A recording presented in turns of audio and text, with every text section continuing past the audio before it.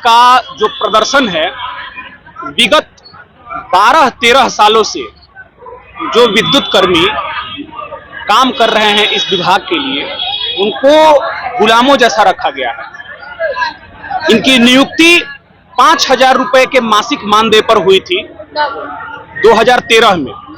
2013 में आउटसोर्सिंग के माध्यम से बिजली विभाग के कर्मियों को रखने का कार्यक्रम किया गया। उसके बाद से इन पर तरह तरह का अलग अलग नियम जो है लगाया जाता रहा। अभी इनको मोहरा बना दिया गया है कि श्रम संसाधन विभाग जो तय करता है वही इनको हम लोग सुविधा देते हैं।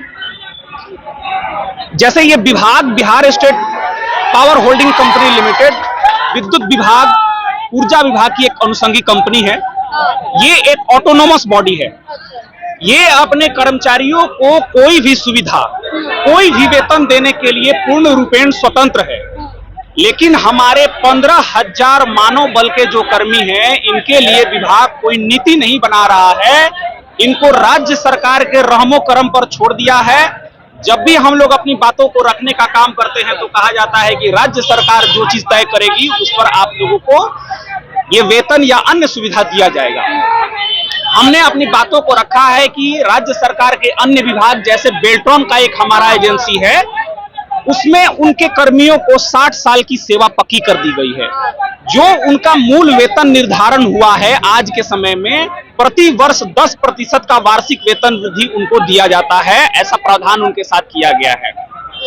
उसके बाद जो सीएल का लाभ है, जो आकस्मिक अवकाश होता है, जो मातृत्व अधिनियम के तहत जो भी लाभ होता है, वो उन सारे स्टाफ को वो सभी लाभ दिया जा रहा है। तो हमारा मेन मुद्दा सर्विस कंडीशन को लेके है कि जो इन मानव बलों का जो भी सेवा शर्त है उसको आप बेहतर तरीका से उसका प्रबंधन कीजिए, उसकी नियमावली बनाइए। ये नियमावली हमारी जितनी जल्दी अधिसूचित होगी, हमारा समस्या स्वतः समाप्त हो जाएगा। इस चैनल के माध्यम से हम बताना चाहेंगे कि जब हमने अपने डिमांड को लेके अलग अलग आंदोलन का रास्ता तैयार किया तो पिछले साल जनवरी 2024 में एक 6 सदस्यीय कमेटी कंपनी प्रबंधन ने बनाया था, लेकिन उनकी मंशा बिल्कुल साफ नहीं थी, उस पर कोई काम नहीं हुआ। जब यूनियन का बहुत दबाव पड़ा तो आनंद फानन में उन्होंने 2 लाइन का रिपोर्ट दिया कि इनकी जो डिमांड है वो राज्य सरकार के स्तर से जो इनको मिलता है वो काफी है, इनमें कोई सुधार की गुंजाइश नहीं है। 21 तारीख को हम लोगों को प्रबंधन की तरफ से वार्ता के लिए बुलाया गया था और कहा गया था कि आपकी जो भी डिमांड है वो हम लोग सब कुछ सुनेंगे, तो आप इस वार्ता के माध्यम से आप जो है 27 का प्रदर्शन टाल दीजिए। जबकि उनके पास कोई तैयारी नहीं थी। हमारे पास वो कुछ भी ऐसा नहीं लेके आए थे कि जिससे हमको लगे कि प्रबंधन हमारी कोई भी बात मानने के लिए तैयार है। तो हमारे पास प्रदर्शन के अलावा कोई विकल्प नहीं था। हमने उनको ये आश्वासन दिया है कि आप 15 मई तक जो भी हम कर्मचारियों के लिए करना चाहते हैं उस पर आप काम कर लीजिए और काम करके हमको बता दीजिए वार्ता के माध्यम से। सीएमडी अपने लेवल से हम लोगों को वार्ता में आमंत्रित करें, हम लोग बैठ के एक एक बिंदु पर निपट के और सारे चीजों को जो है शांति तरीका से हम लोग अपने काम पर स्वतः वापस चले जाएंगे। डिपार्टमेंट का मंत्री या इस डिपार्टमेंट का लोग है, क्या कुछ कहना चाहते हैं? देखिए, आवेदन तो दिए होंगे। माननीय मंत्री जी के यहाँ हम लोग खुद गए हुए थे एक बारी, तो मंत्री जी के पास इतना भी फुर्सत नहीं है कि वो हमारी बातों को ध्यान से सुने। हम लोगों को 2 मिनट 3 मिनट का जो है समय दिया गया और ठीक है आपकी डिमांड को जो है हम देखेंगे, आपका चिट्ठी बड़ा कड़ा है, ऐसे कह के उन्होंने हमसे जो है विदा ले लिया। कितने लोग हैं आप? एक आप संख्या देख रही हैं, ये जितने लोग यहाँ पर पहुंचे हुए हैं ये 1-2% लोग हैं, क्योंकि ये हमारा प्रदर्शन है।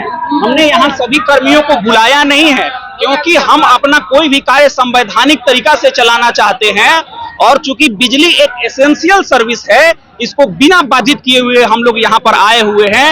ये प्रदर्शन एक सांकेतिक मात्र है कि आप हमारे हुजूम को देख लीजिए, आप हमारी समस्याओं को समझिए और हमारा निराकरण कीजिए। अगर आप हमारी बातों को ध्यान नहीं देंगे तो कौन ध्यान देगा? राज्य के मुखिया होने के नाते बिजली विभाग के जो जिम्मेदार प्रबंधन के लोग हैं, हमारे पंकज पाल सर जो सीएमडी हैं, इन सबको इस सब चीजों को ध्यान देना चाहिए। इसी के लिए हम लोग ये सांकेतिक प्रदर्शन किए हैं। काम करवाया जाता है? मीटर काम क्या होता है इसमें? काम आप लोग क्या करते हैं? देखिए, हाउस को चलाते हैं। मुख्य काम जो है हमारा लाइन का जो मेंटेनेंस का काम है, उसकी विधि व्यवस्था को सुचारू रूप से चलाना है।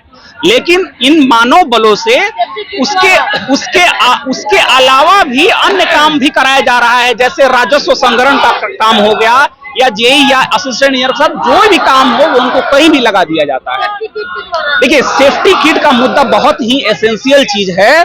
इन लोगों को सेफ्टी किट टूल किट जो होता है वो सही तरीका से प्रोवाइड नहीं कराया जा रहा है।